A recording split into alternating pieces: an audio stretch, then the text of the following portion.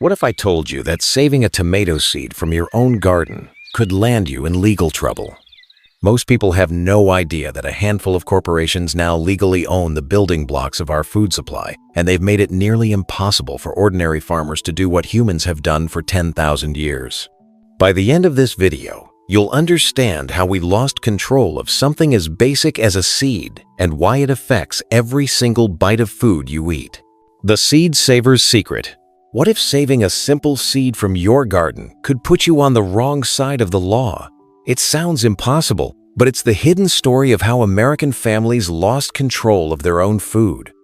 It begins with a treasure that used to be kept not in a safe, but in a small wooden box tucked away in a cool, dark barn. Inside were the family's seeds, a living inheritance passed down through generations. Each one a promise for the following year.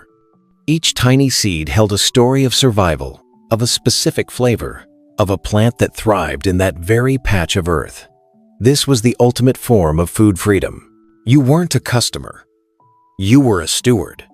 Farmers saved the best of their harvest, ensuring next year's crop would be even stronger and more delicious. They traded these seeds over fence posts, sharing their successes and building a resilient, diverse food supply for the entire community. It was an unspoken pact, a cycle of planting, harvesting, and saving that had defined agriculture for 10,000 years. It was a birthright, as natural as the rain and Sunday. But that birthright would soon be turned into a criminal act, not by accident, but by a systematic design that would change our food forever. Today, most gardeners buy new seeds every single season, their connection to that ancient wisdom severed. This tradition wasn't just forgotten, it was actively dismantled. The right to save a seed, once universal, became a privilege, and then a liability, all because of a single decision that turned nature's gift into private property. The patent that changed everything. It began silently, not in a field with plows and tractors, but in a quiet courtroom with gavels and gowns. In 1980, the United States Supreme Court made a decision that would forever alter the relationship between humanity and nature. For the first time in history, they ruled that a living, man-made organism could be patented.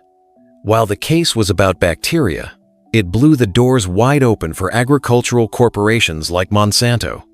But how could a company possibly enforce a patent on something that grows in the dirt and can be carried for miles on the wind? The answer would change the lives of farmers forever. Suddenly, they had the power to patent seeds. A corn stalk or a soybean plant was no longer just a part of nature's commons. It was now intellectual property, a biological invention that a company could own. This transformed the very essence of a seed into a piece of licensed technology.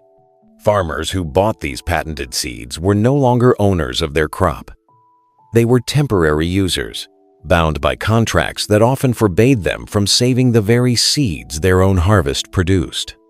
A handful of chemical companies now held the keys to the food supply, redesigning the building blocks of life to fit their business model. With this legal power secured, these corporations began designing the crops of the future. Their first target was the most popular vegetable in America, and they would re-engineer it so completely that you can still taste the damage in every single bite today. The supermarket's perfect, tasteless tomato. Walk into any supermarket and you'll see the result of this new power, a pyramid of perfectly round, uniformly red tomatoes. They can survive a 1,000-mile truck ride and sit on a shelf for weeks without a blemish. But they have one fatal flaw. They taste like cardboard. And the reason why reveals a decision made decades ago that affects every single item you put in your grocery cart. This is the tomato built for logistics, not for your lunch. The modern supply chain demands produce that can be harvested while still hard and green, endure rough handling, and ripen on command with a puff of ethylene gas. In this new economy, flavor, nutrition, and texture became secondary to durability. The thin-skinned, gloriously imperfect, and intensely flavorful heirloom varieties our grandparents grew were a liability. They bruised too easily and had to be eaten within days, making them incompatible with the system. So, they simply disappeared from the mainstream. This demand for cosmetic perfection created an economic blockade, a soft ban that quietly pushed heirloom vegetables out of the market. We were left with a ghost of a vegetable, perfect in appearance but hollow inside. This new industrial food model didn't just sideline the old seeds. It created an entire system where they simply couldn't compete. But to truly cement their control, the corporations needed more than just a better shipping tomato. They needed to make the competition itself illegal. When selling seeds became a crime, imagine receiving a formal cease and desist letter from the Department of Agriculture. Your crime wasn't tax evasion or pollution. It was trying to share a few packets of your grandfather's favorite tomato seeds with your local community. This isn't a far-fetched scenario. Under the guise of consumer protection, many state and federal seed laws create a bureaucratic maze that only large corporations can navigate. Originally designed to ensure quality, these rules now demand expensive laboratory testing for germination rates, complex labeling, and hefty licensing fees for anyone wanting to sell seeds. For a home gardener with a few extra packets of a rare bean variety, compliance is financially impossible. The law doesn't explicitly outlaw heirlooms. It just quietly strangles the life out of the small-scale exchanges that keep genetic diversity alive. It turns the simple neighborly act of passing on a seed into a regulated commercial transaction, effectively criminalizing the very practice that created our entire food heritage. The system protects corporate monopolies, not the public. This web of regulations built a wall around the old seeds, but for farmers actually working the land, an even more aggressive threat was taking root, one that could ruin them not for what they planted, but for what the wind blew onto their property. The corn that owns itself. For centuries, the wind was a farmer's greatest ally, carrying pollen for miles and ensuring a healthy, diverse crop. But what happens when that pollen is considered private property? What happens when a single gust of wind can make you a criminal? Ask Percy Schmeiser, a Canadian canola farmer who had been saving and cultivating his own seeds for over 50 years. One season, pollen from a neighbor's patented genetically modified crop blew onto his land. He didn't want it. He didn't plant it. But when the corporation found their patented gene growing in his fields, they didn't see an accident. They saw an opportunity. So what did the corporation do? They didn't apologize. What they did next would send a shockwave through the entire farming world. They sued him for patent infringement. His life became a grueling multi-year legal battle that went all the way to the Supreme Court of Canada. He was a single farmer who had never paid the company a dime, yet he was now trapped in a fight for his life over plants growing on his own property. His story became a terrifying symbol for farmers everywhere. This relentless legal pressure punished independence and sought to erase the tradition of self-sufficiency. It was an assault on the very idea that a single person could cultivate something of immense value from their own land, using nothing more than their own hard work and ingenuity. The lost story of Radiator Charlie's mortgage lifter.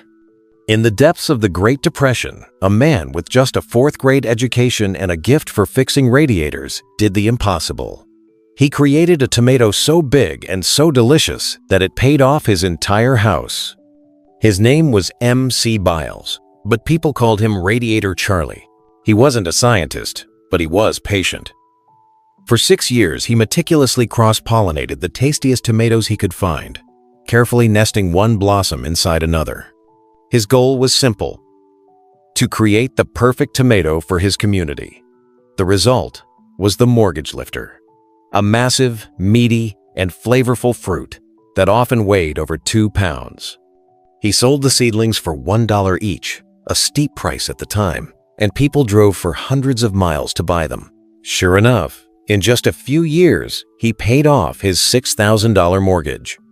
It was a testament to American ingenuity, a story of how one person with a brilliant idea could create a legacy from their own backyard.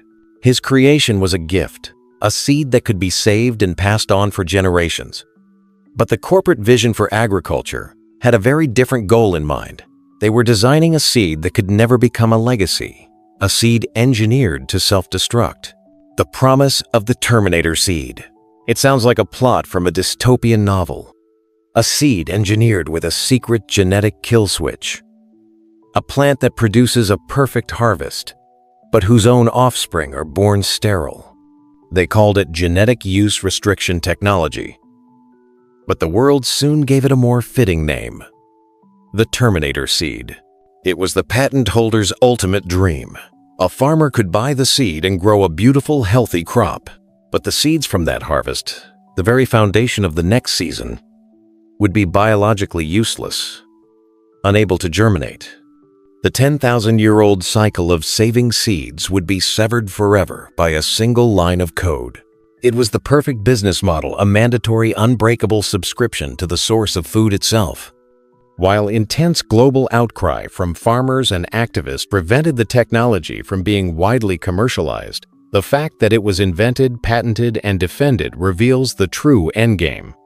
It was never just about improving a plant. It was about creating a system of permanent dependency. The world rejected the sterile seed, but the quest for total control didn't vanish. A far more subtle and profitable trap was already being laid, one that would chain the seed not to its own biology, but to a powerful chemical. Big Ag's war on weeds, and everything else. The sales pitch to farmers was a siren song of simplicity. Imagine a crop completely immune to the world's most popular weed killer. You could spray your fields from fence line to fence line, wiping out every single weed in sight, while your valuable crop would stand tall, completely unharmed. It was the promise of a clean field, with the push of a button. This was the system behind Roundup Ready technology. Corporations engineered and patented corn, soy, and cotton to survive glyphosate, the key ingredient in their best-selling herbicide. It created the perfect closed loop.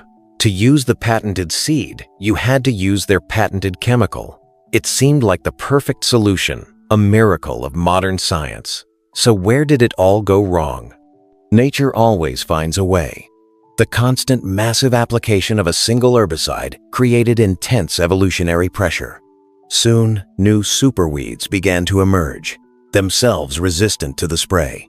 The simple solution had failed.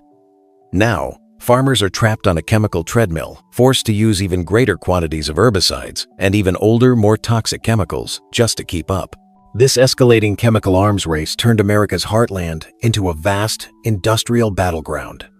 But the war for control wasn't only being fought in the fields with poisons.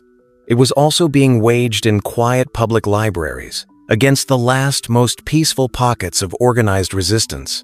The death of the local seed library. It was one of the most hopeful ideas of the last decade. A small wooden card catalog in a public library, filled not with books, but with seeds. The concept was as simple as it was beautiful. You could check out a packet of rare beans, grow them in your garden, and at the end of the season, return the saved seeds for your neighbors to borrow. These tiny libraries became quiet hubs of resistance, preserving thousands of local heirloom varieties and strengthening community food security. They were the exact opposite of the corporate model: decentralized, collaborative, and free. And then the regulators arrived. State departments of agriculture began sending threatening letters, shutting these programs down. Their reasoning? The libraries were technically violating complex commercial seed laws, which require expensive testing and labeling. A law designed for industrial agribusiness was being used to crush a shoebox of donated seeds in a local library. It was a clear message. Any system of exchange that operates outside of corporate control, no matter how small or beneficial, would not be tolerated. The law was used to quarantine these small arcs of genetic diversity, to stop them from spreading. But in the real world, out in the open fields, a far more permanent type of contamination was already taking place. An invasion that no wall could stop, and no law could ever reverse. The case of the contaminated Hawaiian papaya. It began as a story of salvation. On the lush islands of Hawaii, a devastating ring spot virus was turning papaya farms into fields of ruin, threatening to wipe out the entire industry. Then, science delivered what seemed to be a miracle: a genetically engineered papaya, completely immune to the disease. They called it the rainbow papaya, and it worked. The industry was saved from collapse. But the miracle came with a price that could never be repaid. Pollen, carried on the gentle Hawaiian breeze, does not respect property lines. The patented genes began to drift, contaminating the organic and conventional farms of those who had chosen to remain genetically modified, organism-free. Farmers who exported to countries with strict anti-genetically modified organism laws, like Japan, suddenly found their crops testing positive. Their valuable organic certifications were revoked, their international contracts were canceled, and their livelihoods were destroyed. The choice to be non-genetically modified organism had been taken from them by the wind. The altered genetic code was now a permanent, inescapable part of the island's ecosystem. The papaya's story was a sobering lesson in just how permanent these changes are. It raised a terrifying question. If this level of contamination could happen on a remote island, what was already happening, unseen, in the vast, interconnected heartland of America? Why ugly is the new delicious? The revolution against industrial food didn't start in a lab or a courtroom. It started on a Saturday morning at a farmer's market stall with a lumpy purple carrot. For decades, we were taught that our produce should be flawless and uniform. But a rebellion is rediscovering a simple truth. Ugly is the new delicious. At thousands of markets and farm stands, a vibrant counterculture is taking root. Here, shoppers find tomatoes with cracks, cucumbers with curves, and potatoes in a dozen different colors. These aren't defects. They are signs of authenticity. This movement is led by small farmers who act as genetic guardians, and by visionary chefs who know that real flavor is rarely found in a perfect sphere. They are seeking out the intense sweetness of the Brandywine tomato and the earthy notes of the Chioggia beet taste that were nearly wiped out in the quest for shelf stability. For a new generation of eaters and growers, the strange shape and rich color of an heirloom vegetable has become a badge of honor, a declaration of independence from the bland uniformity of the supermarket. This grassroots revival is rescuing countless precious varieties from the brink of extinction, one garden at a time. But these local efforts are fragile. What happens when a flood, a fire, or a drought wipes out a region's entire seed heritage? Is there a final backup plan for humanity's food supply? The Doomsday Vault in the Arctic. Deep inside a frozen mountain, halfway between mainland Norway and the North Pole, lies a vault designed to survive the end of the world. It holds no gold, no jewels, and no currency, only humanity's most precious and endangered treasure, seeds. This is the Svalbard Global Seed Vault, our planet's ultimate insurance policy. Behind its heavily fortified doors, kept at a constant 0 degrees Fahrenheit, are copies of over 1 million unique seed varieties from every corner of the globe. It is a silent, frozen library of life, a backup of our entire agricultural heritage. But its very existence is a terrifying admission. We have allowed our food supply to become so fragile, so threatened by corporate monoculture and a changing climate, that we need a doomsday vault in case we fail. It's a Noah's Ark for plants, built because we are actively participating in the flood. This incredible feat of engineering is also a monument to our own destructive carelessness, a last resort against a crisis of our own making. This frozen ark stands as a final defense against a global catastrophe. But while humanity's legacy is put on ice for a distant apocalypse, the immediate battle for the future of food is being fought today, in fields and in courtrooms, over a farmer's most ancient and fundamental right, the farmer's right to repair his own seeds. In recent years, a powerful movement has emerged, demanding the right to repair the phones in our pockets and the tractors in our fields. But what about the oldest and most fundamental right of all?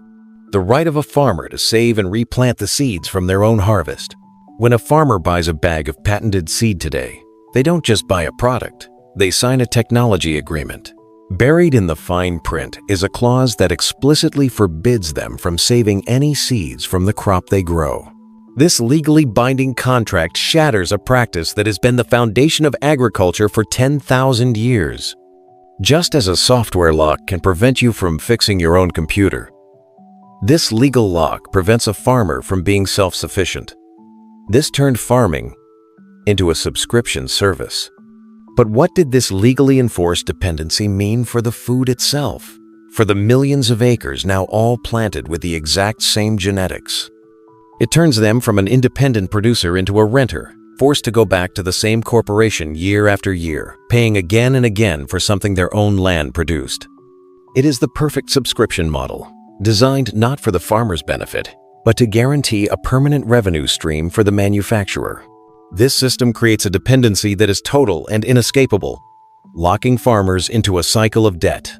But this economic trap has also created a terrifying biological one, leaving our entire food supply dangerously uniform and breathtakingly vulnerable.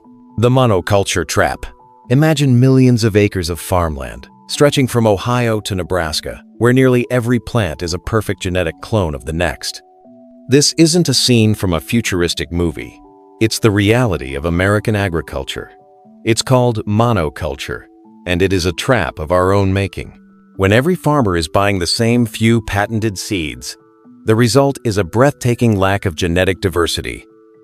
While these fields look efficient, they are catastrophically fragile. History taught us this lesson in the 1840s. Ireland depended almost entirely on a single variety of potato. When a new blight arrived, the potatoes had no defense. The entire food supply was wiped out, leading to a famine that killed over 1 million people. We are now repeating that mistake on a continental scale.